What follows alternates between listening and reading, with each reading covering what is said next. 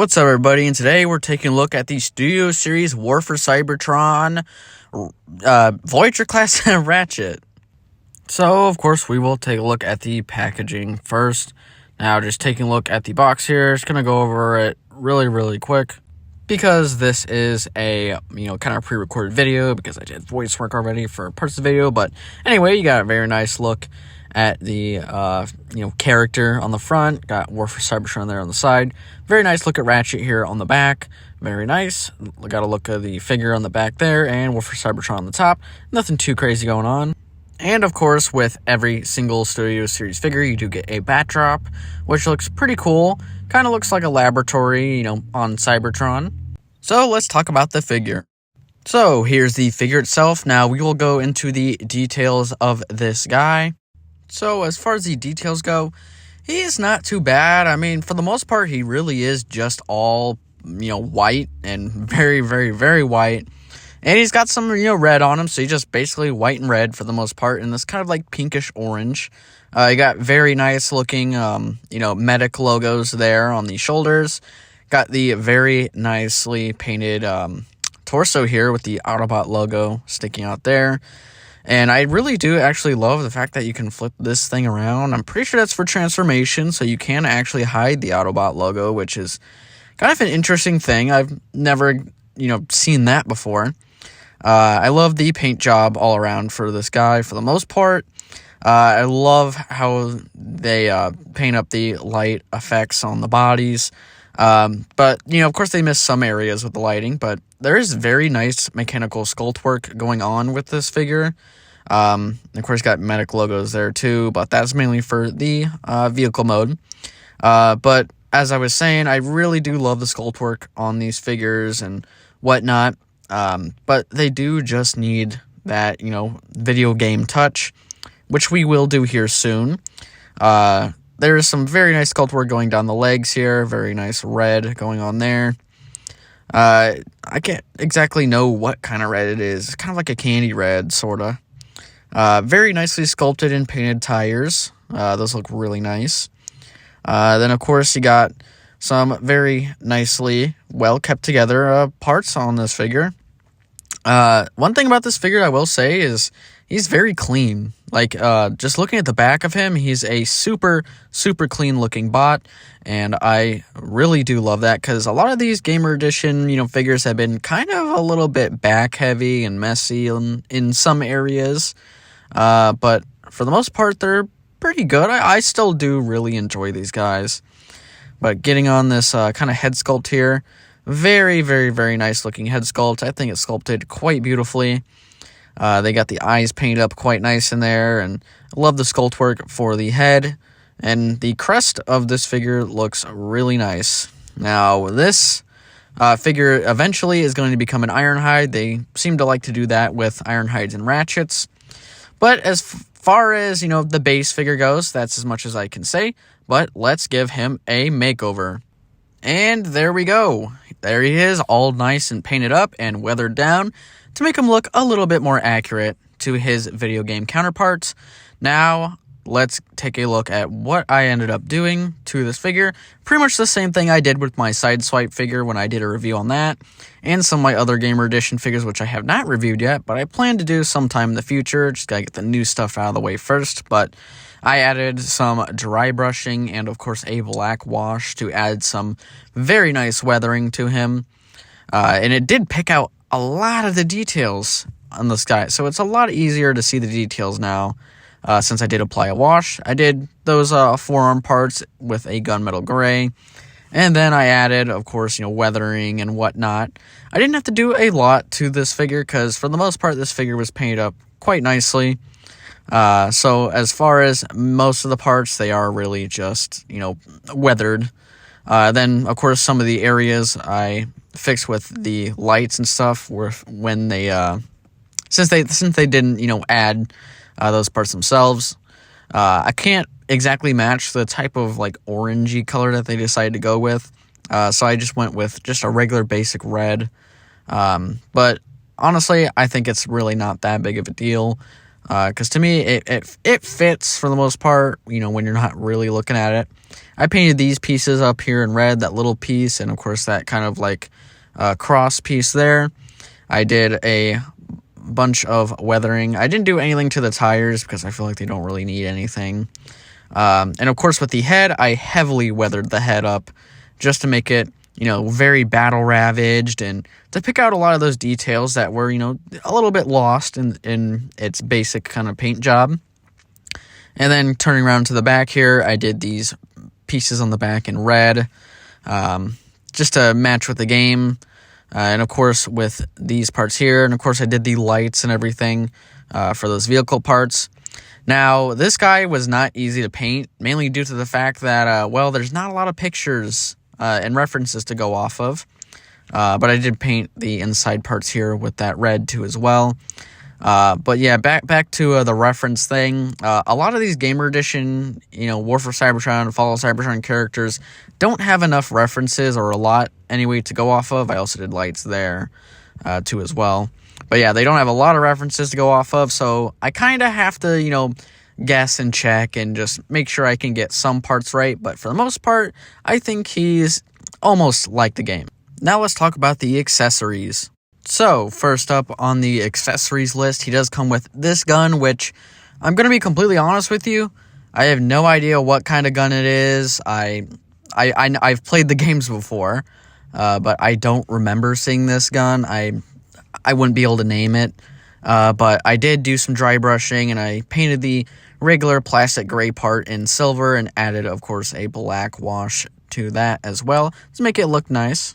And then he does come with this axe too as well. Didn't know how to paint this either, so all I really did with this was just add dry brushing. Interesting enough, every single Gamer Edition figure has actually come with a melee accessory, but I don't remember Ratchet having a melee accessory. At least they didn't have many pictures of it, but it's got a very nice orange on it, and reminds me of the Optimus Prime axe. I might do something to it later, but I have no idea. And with the accessories out of the way, how he uses them, you got this peg here on the kind of gun here, and you can have him hold it if you want to. Me personally, I'm not going to do that, since the whole gimmick with the Gamer Edition figures, and plus in the game, is that it transforms out of their arm. So you just take that arm off and then try and get the weapon on here. Forgot which way it goes. It goes a very specific certain way. It's not that way. Can it fit on? No.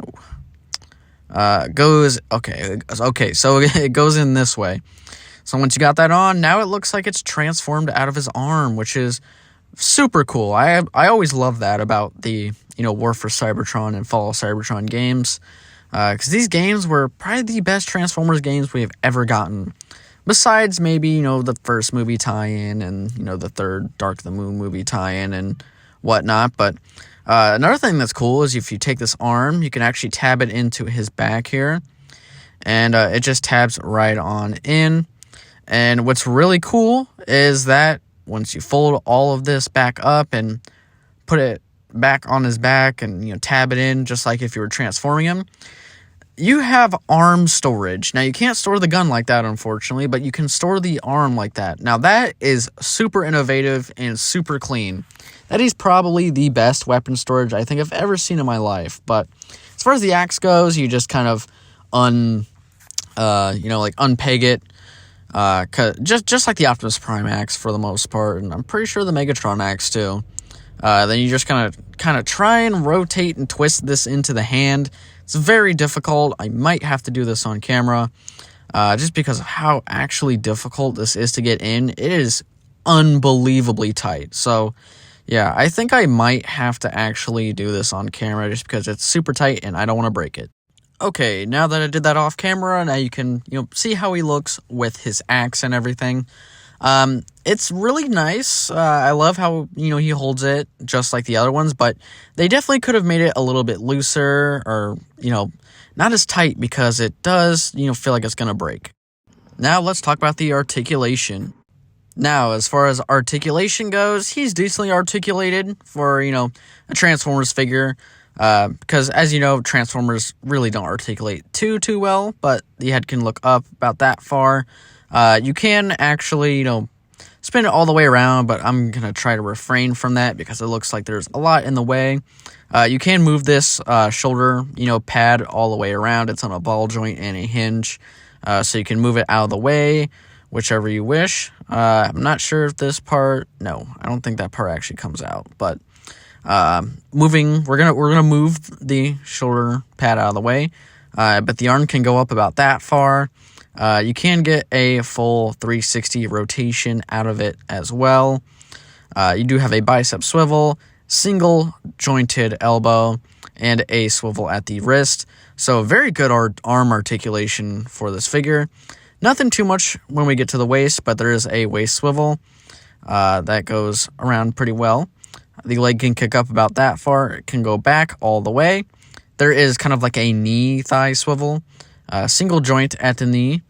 And then as the foot, there's a little bit of a toe hinge and a very deep ankle kind of bend, pivot, which way you want to call it.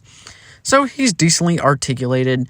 You could probably pull off some pretty decent poses with him, but as far as that goes, I'm quite fine with the way he articulates. He's not too bad. Now let's talk robot mode scale. As far as the robot mode scale goes, I think he scales pretty decently well compared to some of the other Gamer Edition figures. Now, there are some that I don't have yet, or that I might not get, kind of passed on the Starscream, just not for me. But as far as the smallest comparison I can make, here he is next to the Gamer Edition Bumblebee, which I also passed on the Cliff Jumper. I only got Bumblebee, because, all you really need is Bumblebee. Why have a Cliff Jumper? I'm not the hugest Cliff Jumper fan. But there he is next to Bumblebee, of course. And then, of course, here he's next to another Gamer Edition figure that I did do a video on, which is the Sideswipe. So there you have Sideswipe there, looking pretty cool. And then another Gamer Edition figure here is the Voyager class Megatron. So there is Megatron next to Ratchet there. And then here is the Gamer Edition Optimus Prime Voyager, which is also quite cool as well. I did actually get that one at GameStop. He just kind of like silent dropped, but I think he scales pretty well compared to Optimus here. I don't exactly remember what the scaling was in the game, because I kind of didn't, I haven't played it in a very long time. With that out of the way, it's time to get ready and roll out. Now's the part of the video where we do the transformation. Now, this one's going to be a pretty interesting transformation. I actually do quite like the transformation for this particular figure. I've actually done it quite a bit, but first what we're going to do is raise those shoulder pads, then raise the arms. Then we're going to come to the back here, untab it, and just kind of fold out both of these pieces right here and here. And then next what we're going to do is just kind of unhinge out this whole chest section, and then what we're going to do is take these shoulder pads and we're going to rotate them on this ball joint till they are pretty much in this orientation right about here. Takes a little bit of rotating, but once you get it looking like that, now we're going to do the same for the other shoulder pad. Just kind of rotate it around, make sure it's in the same kind of orientation and position as the other.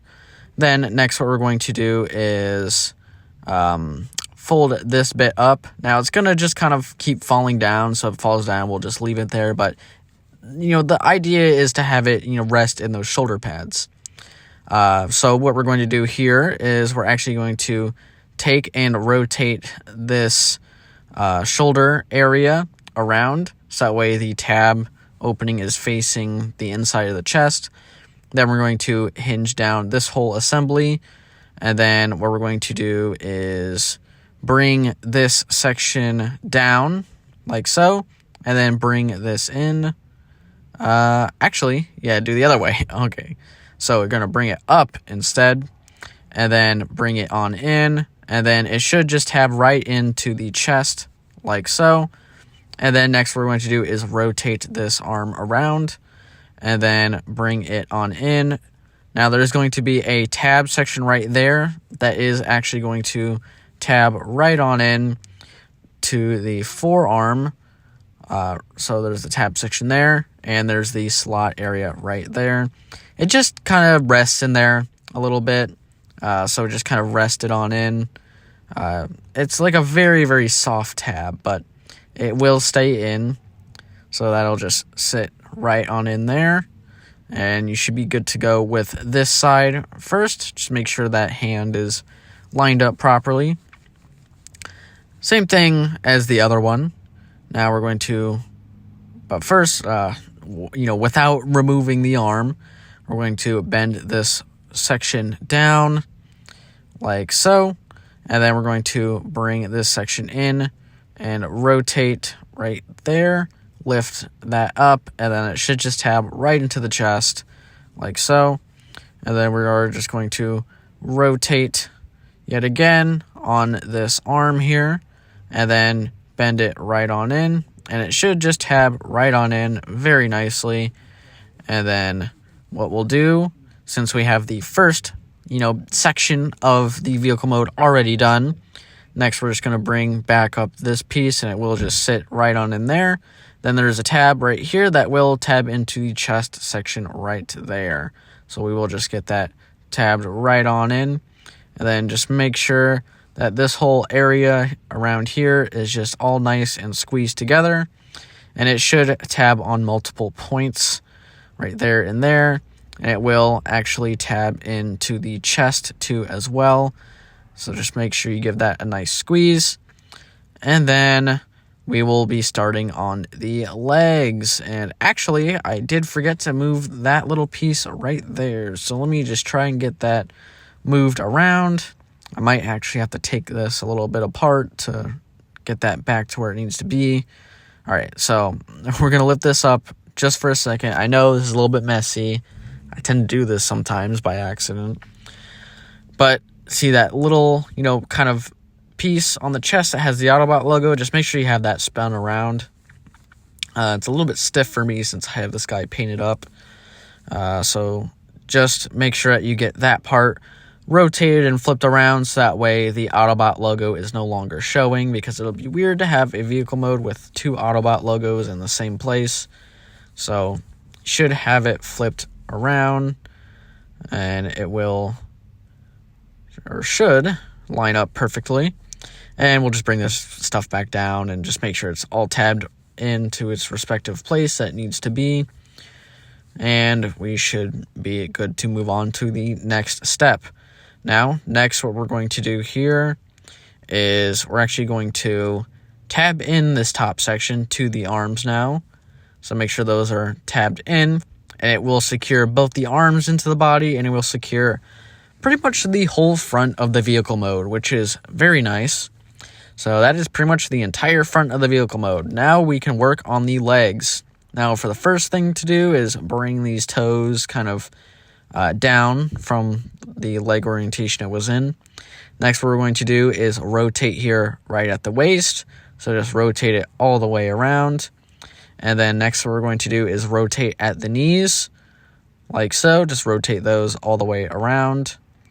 And then what we're going to do is on the inside of these legs, there's a bunch of folded things that need folded out. So just lift these shins up first, and then just kind of reach in here and just make sure to just pull everything out of those shins. It's crazy how much stuff is actually just folded away on this figure. They really engineered this thing quite well, but just make sure that, of course, both sides are folded all the way out.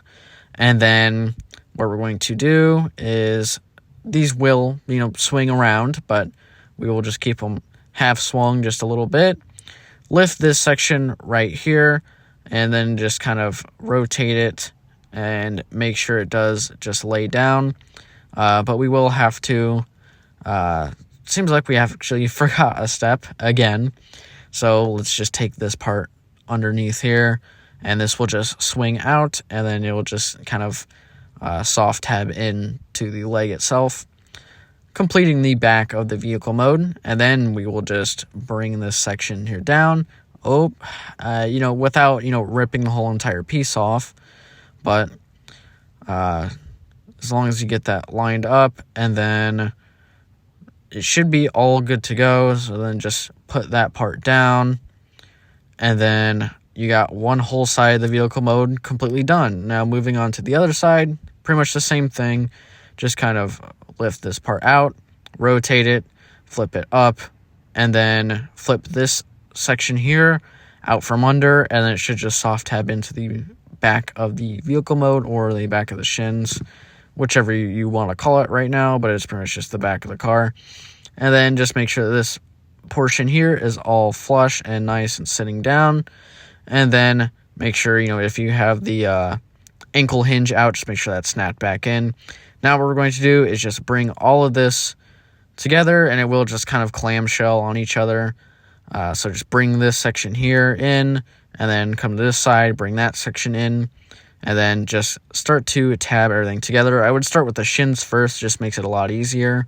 And then with the knees right there. And then on top of that, we will just kind of bend the legs just very slightly, just to leave a little bit of room. And then these will just very actually nicely just slide right on in. I love, the kind of puzzle piece effect that this thing has. So just make sure running down the line of the back here, it just will all tab in. Squeeze that down, make sure everything is all nice and flush, and then you should have a complete vehicle mode. Just make sure it's all flush, and then of course come to the bottom, shins will latch down and tab into place, and there you pretty much have the completed vehicle mode for Ratchet. And it is a very nice, compact looking vehicle mode, and I quite dig it. Now here we have the car mode, and it looks beautiful. Going over the car mode very, very quickly. Of course, it does have all four wheels and rolls quite nicely on it. There is no undercarriage whatsoever with this figure. And the paint job, well, of course, with my, added paint job, looks a whole lot better. I had, of course, the weathering and the black wash on it. Love the gunmetal gray for the kind of window sections, or what would be window sections. And, of course, the weathering I've added to it makes a lot of the details just pop a lot more. And it just feels like the game more. And then, some of my favorite parts about this, the Autobot logo looks very nice and clean. I love the the part where you just kind of flip the Autobot logo around on the robot mode chest. It's very nice. I actually love how the robot mode chest integrates into this whole thing. I quite love that. And then, of course, going around here, of course, medic logos look very nice. A lot of the panel work comes out quite well too as well. I also paint the lights that would be lit up on the car itself. But again, the weathering and the wash really bring out this figure a lot more, and just gives it, I don't know what it's called, but it just gives it a better look. And a lot of the details that you would miss on the figure are picked out a little bit better. Of course, I did the lights too on the top. I did some other bits with gunmetal gray on the top of the car mostly. And then, of course, just the run-of-the-mill, black wash and dry brushing, just to make it dirty and gritty like how the game was. He's very nice and compact. I really do love the feel of this figure. I love how there's basically no undercarriage at all. Not a lot going on underneath there, besides those shins sticking out just a little bit, but that's barely anything. I can't even really call that much of anything. I am actually interested to see if they will just retool this figure for a Soundwave in the future, if they do a Soundwave, because I would absolutely love that. With that out of the way, let's take a look at the scale of the vehicle mode itself. So, as far as the scale for this vehicle mode, it scales pretty decently well. Not much has really changed. But here he is next to the smallest Gamer Edition figure out right now, which is Bumblebee, of course. And I think they scale pretty decently well to each other. Both of them don't really have that much undercarriage at all either. A lot of these Gamer Edition figures, I think people, hate on them a little bit too much. I really love them. And of course, bring in Sideswipe here. my last Gamer Edition video. You can see how they look together. They look pretty well together. Sideswipe is probably like one of my other favorite ones that just has a transformation that's just so cool and just interesting and unique. I feel like they will also retool that for Jazz. And of course, here is Optimus Prime, which by far feels like the biggest and heftiest out of the Gamer Edition. But as you can see, that's how they scale next to each other. Might be accurate scaling, not 100% sure, but I think it's pretty good. And then, of course, for the last Gamer Edition, scaling a figure that's vehicle mode is unfinished and not painted yet, but here we have the Gamer Edition Megatron, so you can see how they scale next to each other, and pretty sure this is accurate. I don't know. War for Cybertron and Fall of Cybertron had interesting scaling, to say the least, so who's to say it's not accurate or whatnot, but that is pretty much it for this review. So let's take a look at my final thoughts, and then that will be the end of the video. So I'm going to keep this kind of short and sweet. First off, really love the look of the figure. I think the backpack's very clean. I think it's an overall clean figure with a very fun transformation. The paint job on it wasn't too bad, but of course, me being me, I had to make it better. The articulation, I think, is pretty fair for a Voyager. Shoulder pads can be a little funky to fiddle with. But overall, it's a very nice looking figure. And of course, painted up like the game, it looks much, much nicer. I think the weapons are pretty cool. The axe is a little bit random. I don't remember him having the axe. But his little weapon thingy is pretty nice. And when it's painted up, it looks absolutely, spectacular. Also, I think the vehicle mode looks extremely great, especially painted up. It's very nice and compact, and I absolutely love it. Overall, this figure gets a pass for me, and I really do love it. But that's it for this video. Make sure to like and subscribe, and I'll see you in the next one.